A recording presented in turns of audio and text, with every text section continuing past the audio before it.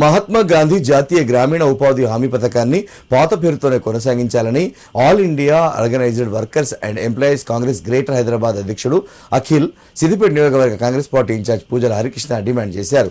కేంద్ర ప్రభుత్వం ఈ పథకాన్ని వీబీజీ రామ్జీ పేరుతో కొత్తగా తీసుకురావాలని ప్రయత్నించడం సరైంది కాదని పేర్కొన్నారు. ఈ చట్టంలో మార్పులు చేస్తే గ్రామీణ కార్మికులకు తీవ్ర నష్టం జరుగుతుందని వారు ఆందోళన వ్యక్తం చేశారు.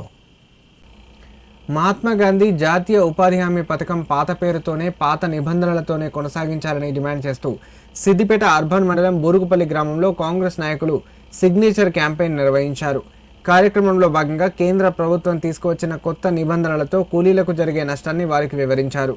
అనంతరం పాత నిబంధన ప్రకారమే ఉపాధి హామీ పథకాన్ని కొనసాగించాలని కోరుతూ కూలీల దగ్గర సంతకాలు సేకరించారు. ఈ సందర్భంగా వారు మాట్లాడుతూ వీబీ రామ్జీ పేరుతో నూతనంగా తీసుకువచ్చిన ఈ చట్టం వల్ల కార్మికులకు తీవ్రంగా నష్టం జరుగుతుందన్నారు. ఆన్లైన్ ఫోటో అప్లోడ్, వేలిముద్రల సేకరణలో సర్వర్ ప్రాబ్లమ్స్ ఏర్పడుతున్నాయని తెలిపారు.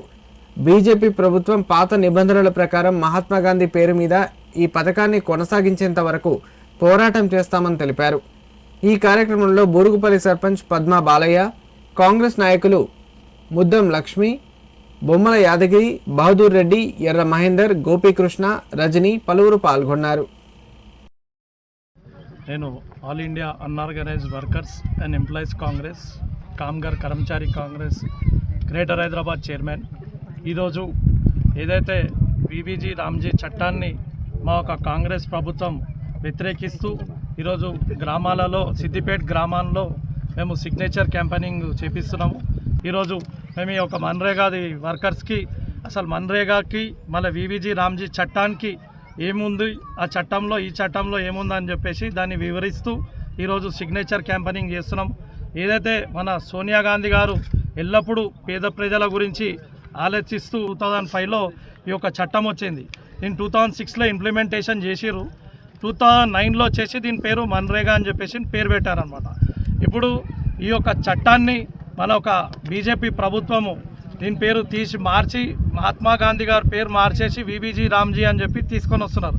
మళ్ళీ ఈ యొక్క చట్టంలో వచ్చేసి వీబీజీ రామ్జీ చట్టంలో ఈ యొక్క ఉపాధి హామీ ఏదైతే ఉందో 100 రోజుల ఉపాధి హామీ ఏదైతే ఉందో దాన్ని 125 డేస్ చేస్తున్నామని చెప్తారు. కానీ ఆ 125 డేస్లో కూడా ఏదైతే 100 రోజులు గ్యారంటీ ఏదైతే ఉండేనో స్కీమ్ గ్యారంటీ ఉండేనో ఇప్పుడు ఆ ఒక గ్యారంటీ వచ్చేసి ఈ యొక్క ఇప్పుడు వచ్చిన లేబర్స్కి ఉండదు. మన్రేగా ఈ పనికి ఎంతమంది కూలీలు పడతారు, ఈ పనికి ఎంత కావాలని చెప్పేసి అని ఇంతకుముందు వచ్చేసి సర్పంచ్ కానీ వీళ్ళు కానీ ఇది చేస్తుండే. కానీ ఇప్పుడు ఏంటంటే కాంట్రాక్టర్స్ డిసైడ్ చేస్తారు ఈ యొక్క పనికి ఇంతమంది కావాలా లేదా అని చెప్పేసి అని. అలాగే ఇంతకుముందు మన్రేగా బుక్స్ ఉంటుండే.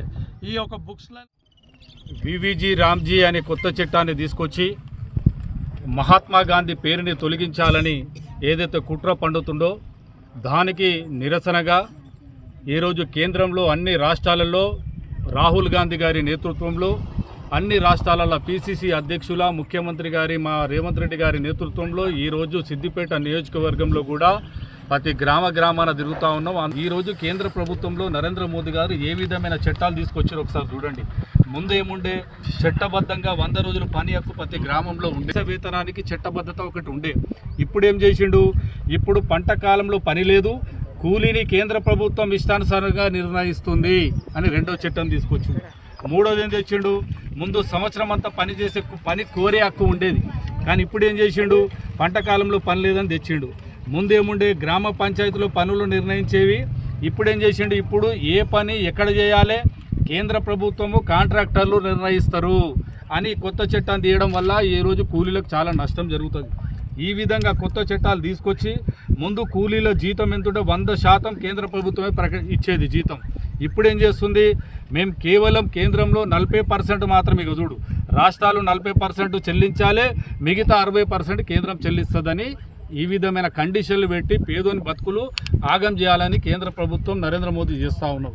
దీనికి విరుద్ధంగా కాంగ్రెస్ పార్టీ పోరాటం చేస్తూ ఉంది. ఉపాధి హామీ కూలీలకు అండగా కాంగ్రెస్ ప్రభుత్వం నిలబడుతుంది.